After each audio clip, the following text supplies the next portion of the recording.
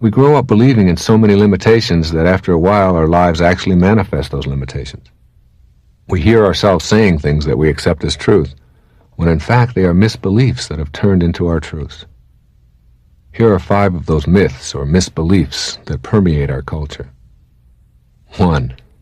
I can't help the way I am. I've always been this way.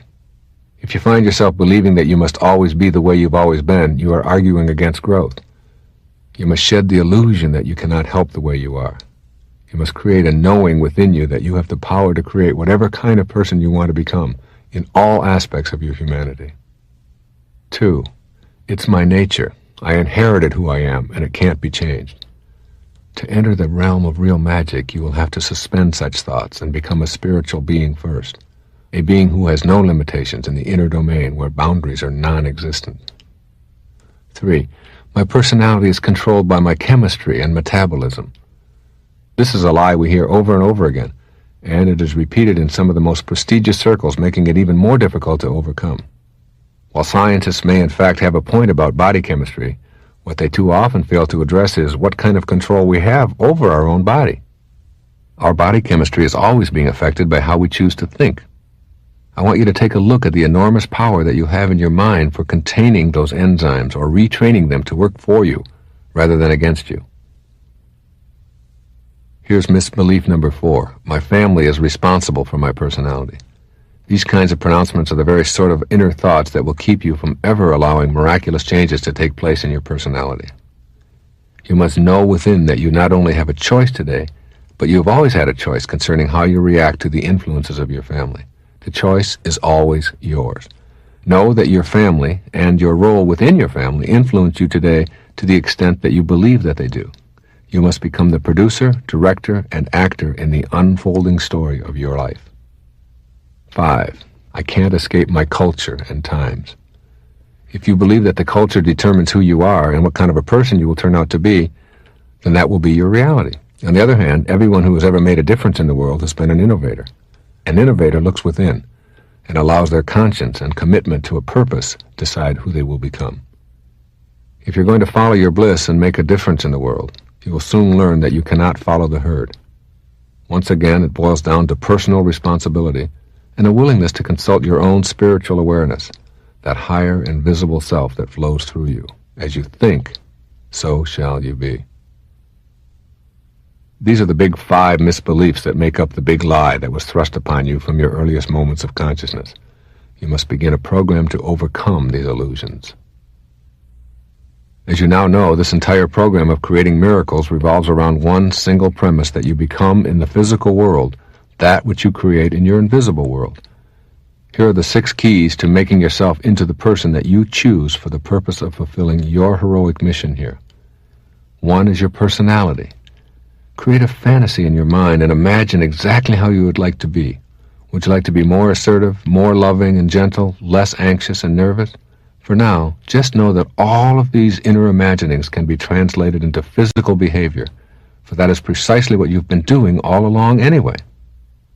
Secondly, your talent. Just for a moment, visualize the optimal talent that you would like to have. Your choice to excel in any given area will be based upon your own personal interests. Your talent, like everything else about you, is a function of the invisible force that flows through your body. It is not in your hands, your genes, or any part of your physical apparatus. It is in the force that flows through all of your being. When you begin to know rather than doubt your talent, you will discover the necessary physical abilities to carry out your purpose. Third is your intelligence. How smart would you like to be? Would it take a miracle for you to be smarter intellectually than you already are? You are as capable as you need to be to fulfill your purpose. Your intelligence is infinite. Almost 20 years ago, I redefined intelligence in your erroneous zones. A truer barometer of intelligence is an effective, happy life lived each day and each present moment of every day. You are a genius. You can improve your arithmetic and reading skills.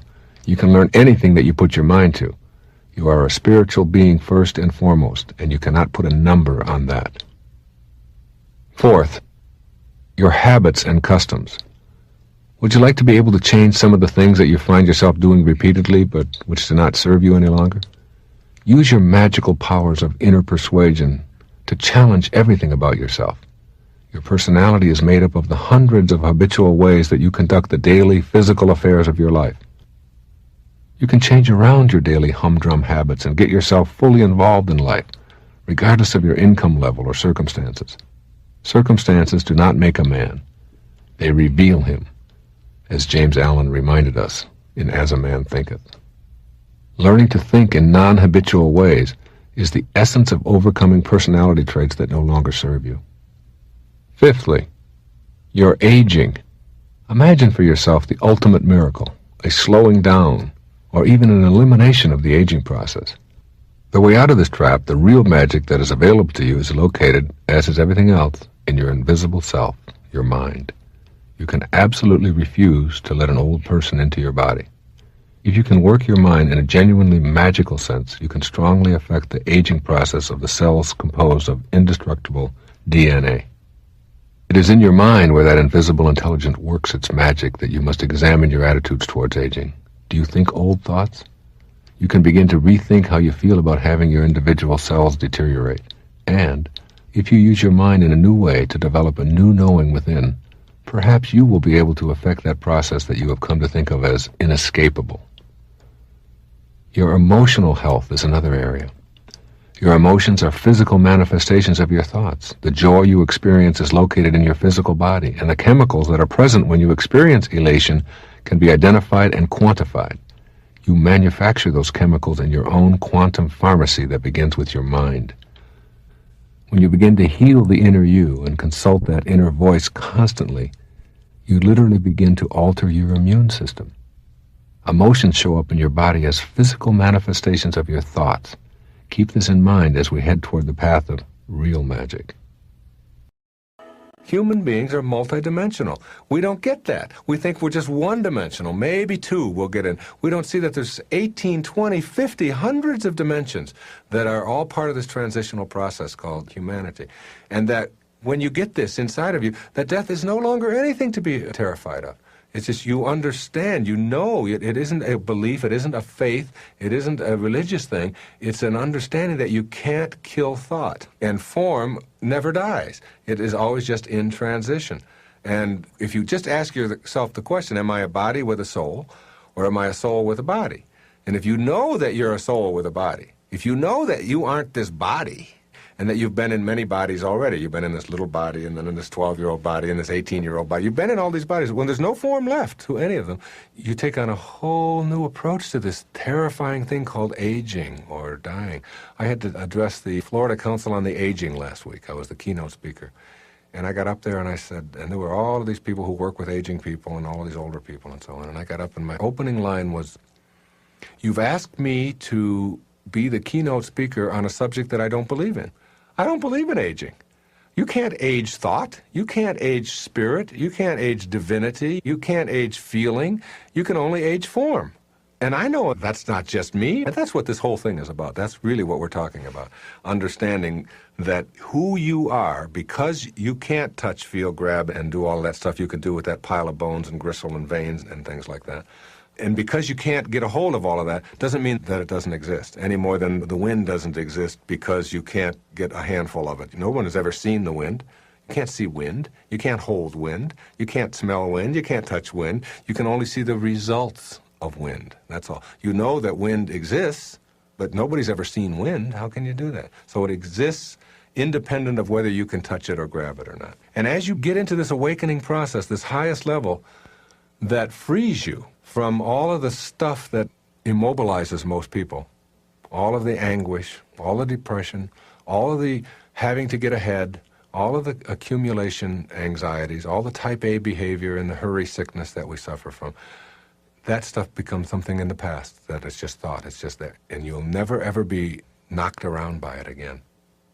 So thought is an endless energy that goes on and on. And if you know that that's who you are, this ability to think. And for the skeptics, I would suggest to you that what you do is you think about everything that's ever happened to you up until this moment and understand that all of it, up until right now, in this moment that you are alive, is in the realm of thought.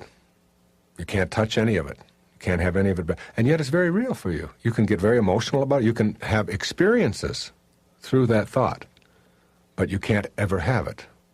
You can't ever touch it in the form sense. So that your whole experience of your past up until this very second is all in thought and nothing more, right? And yet it's very real. And then I would say to you that to think about everything that's going to happen to you from this second on, and to understand that that's also nothing more than pure thought. You can't have any of that. You can't touch tomorrow. You can't get a hold of your goals. You can't have those and dissect them and treasure them. You can't take tomorrow's BMW and drive it. That's all just thought. And yet you can also have the experience within your form, within yourself, through thought. So your whole past and your whole future are a thought. So that only leaves you with now. Then what you do is you look at now, and you look at all the things that are important to you, that you want for yourself. And you start with your children and your wife or your husband and your co-workers and your parents and all of these people, and you understand that the only way you can ever experience them in the moment is through thought, through your mind. You can't do it any other way. You can't get behind their eyeballs and be them. That's the limitation of form. So you can only do that through thought. And then you take all of the stuff that you want to accumulate, and you begin to see that that's only thought too. It's only thought. You can't be a diamond. You can't be a new house. You can't even have it. You can't even own it. It is only in your mind that you do something with it, and you can experience it, but you can't have it. Now you get to this place where you understand there are no limits on me, because I can think anything I want. Now you're looking at new rules. New rules. Here are the rules. There are no such thing as cause and effect. Now, we live by cause and effect in form. You do this, and it causes this, and physical form is altered by this and that.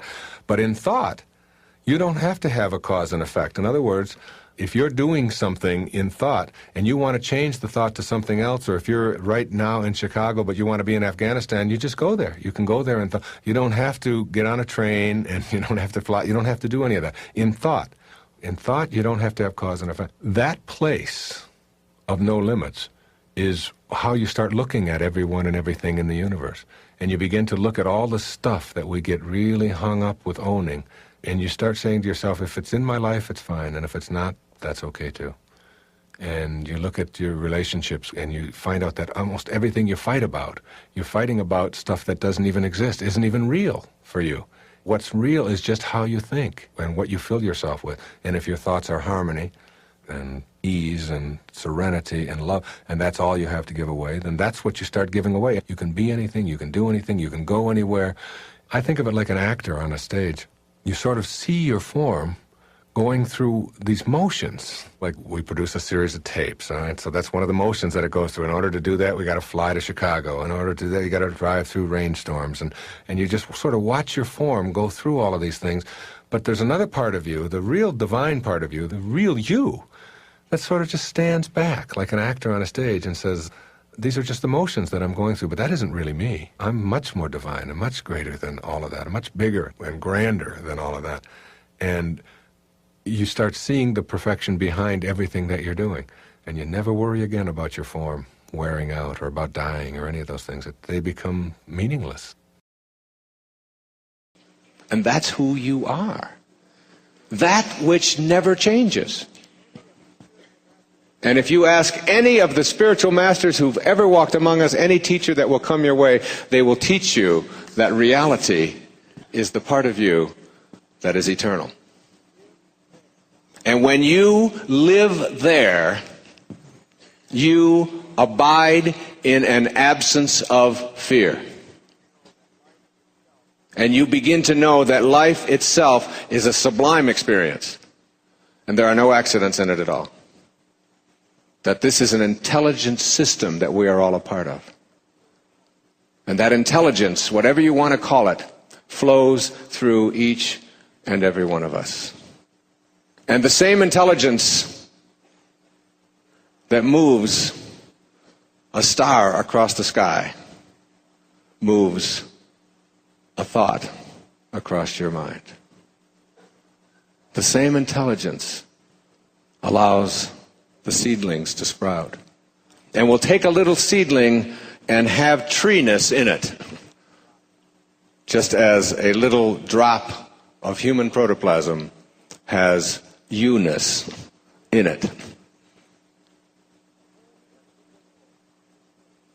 And it has a future pull. And the whole physical domain is handled in that drop of human protoplasm. When you will show up and when you will leave. It's all in there.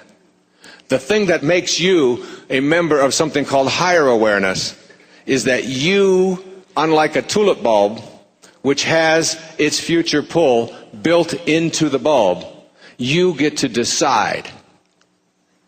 You get to decide on the pictures. And you get to determine what your life truly is, not what this garage where you park your soul is all about.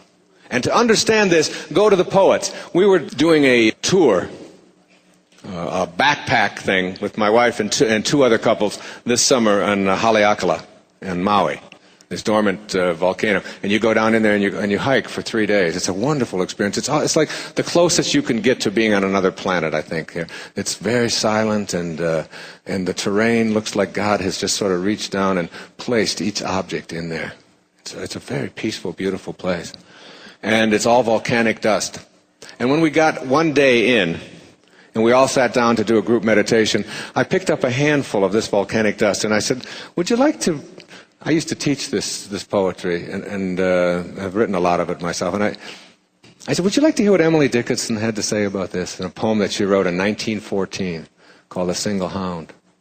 And we all sat around and we meditated, and I held this dust in my hand. And I said, listen to Emily Dickinson, and listen to this, and think about you as the noticer and as that which is being noticed, what you've been watching as you send your body back to nowhere. And what part of you is real and what part isn't. She said, this quiet dust was gentlemen and ladies and lads and girls, was laughter and ability and sighing and frocks and curls. This passive place, a summer's nimble mansion where bird and bees fulfilled their oriental circuit, then ceased like these. Think of this room filled with all of these people here tonight. And think 1,000 years into the future. And listen to her words again. This quiet dust was gentlemen and ladies and lads and girls, was laughter and ability and sighing and frocks and curls. You see, if your primary identification is with this thing called your body, then you are destined to a life of fear. If you know that who you are in a state of heightened awareness is not this raw material, it's as if this organizing intelligence we'll call God has taken all of this raw material and organized it into various levels of awareness. Here are some rocks, here are some plants, here are some animals, here are human beings. All made up of the same stuff. It's not the raw material that separates us from all other life. It's something called awareness. And this heightened awareness that we have a capacity, most of us live our lives at the awareness level of survival. The awareness level of daily awareness in this room, where the animals live. Just sort of taking care of their offspring and providing for themselves and planning a little bit for the future and putting a little bit away. And the idea of a higher level of awareness doesn't even enter our consciousness. We're satisfied to survive, except for the fringe dwellers who say, there is a deeper, richer experience of life. I know it. And just because you who are in my life are not on my path, not only are they not on your path, they're not even on an entrance ramp to your path. And they probably won't be. And that's divine too. That's perfect. That's here to teach you to be kind, not to be right. Principle number 1. Be independent of the good opinion of others. There are many well-meaning people in our lives who have ideas about what we should or shouldn't be doing. Relatives tend to be specialists in this area. If we let them guide us with advice that isn't congruent with our inner calling, will suffer the anguish, the slings and arrows, if you will, of an uninspired life. Each of us can feel what we're being called to be. When we pay attention, we can hear our own impatient voices coaxing us to pay attention and complete the assignments we brought with us from the world of spirit. But when we allow the opinions and dictates of others to determine what we're doing or what we're going to be, we lose sight of our objective to live an inspired life. We need to determine for ourselves exactly how much we've allowed others to decide issues such as what we do, where we live, with whom we live, and even how we're treated. We must know that absolutely no one else truly knows and feels what we're here to accomplish, so we must give ourselves permission to hear our inner guidance and ignore the pressure from others. Principle number 2, be willing to accept the disapproval of others.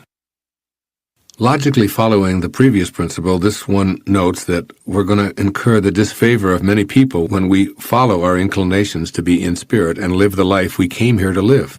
This isn't a selfish or a cynical attitude. When we begin to follow our ultimate calling, there will be a lot of resistance. In fact, the purpose of the slings and arrows sent our way is to get us to change our mind and be reasonable, which translates to, do it my way. However, as we gain the strength to ignore the pressure to conform, resistance will diminish and ultimately change to respect. When we steadfastly refuse to think, act, and conform to the mandates of others, the pressure to do so loses its momentum. Principle number 3, stay detached from outcomes. Inspiration doesn't come from completing tasks or meeting goals. In fact, that's the surest way to have it elude you. Returning to spirit, you see, is an experience of living fully in the present moment. Our purpose in life isn't to arrive at a destination where we find inspiration, just as the purpose of dancing isn't to end up at a particular spot on the dance floor. The purpose of dancing and of life is to enjoy every moment and every step, regardless of where we are when the music stops. Yoga Master Sri Swami Sivananda offered the only worthwhile goal I know of when he said that the goal of life is God realization. Now here's a goal that I can live with. After all, this allows me to live in spirit every moment of my life, while simultaneously thinking ahead to the next God-realized moment and the next. As the great Indian sage Ramana Maharshi once remarked, there is no goal to be reached. There is nothing to be attained. You are the self. You exist always. Now this to me is real inspiration. Principle number 4. Know that we need nothing. No things to be inspired. We came into this world of boundaries from a formless energy field of spirit. We arrived here with no thing, no things. We'll make our exit with no things, nothing. And our purpose, God realization, requires nothing, no things. We are all that we need to be inspired and living on purpose, and the things that continue to flow into our lives are just symbols of the unlimited abundance of our source. In other words, these things have no value in and of themselves because everything in the physical world is changing and will dissolve back to nothingness anyway. When we tune in to what we know rather than what we see, we immediately find that every thought of God is repeated throughout the universe. We can watch as some things enter our lives and others leave, all the while remaining in spirit, knowing that all of those things have nothing to do with our state of inspiration. We need nothing more to be inspired, since we're connected to spirit already. The ancient Persian poet Omar Khayyam offered us these words, which summarize this principle that we don't need another thing to be inspired. It's all right here, right now. He said, forget the day that has been cut off from thy existence. Disturb not thyself about tomorrow, which has not yet come. Rest not upon that which is no more. Live happily one instant, and throw not thy life to the winds. Principle number 5. Don't die wondering. This principle is extremely important in working toward an inspired life because it motivates us to act. After all, we don't want to be full of regrets because we failed to heed our ultimate calling. Attempting to do something, even if it doesn't succeed, is inspiring because we don't tend to regret what we do, we regret what we didn't do. Even following a futile attempt, we're inspired because we know that we gave it a shot. It's wondering whether we should or shouldn't try something that leaves us feeling stressed and incomplete. Principle number 6. Remember that our desires won't arrive by our schedule. There's an ancient aphorism that goes, if you really want to make God laugh, tell God your plans. In essence, this means that all we desire will arrive in our life when and only when we're aligned vibrationally with the energy of our source. Our ego won't be consulted or get to determine the schedule. Creation reveals its secrets when it's good and ready.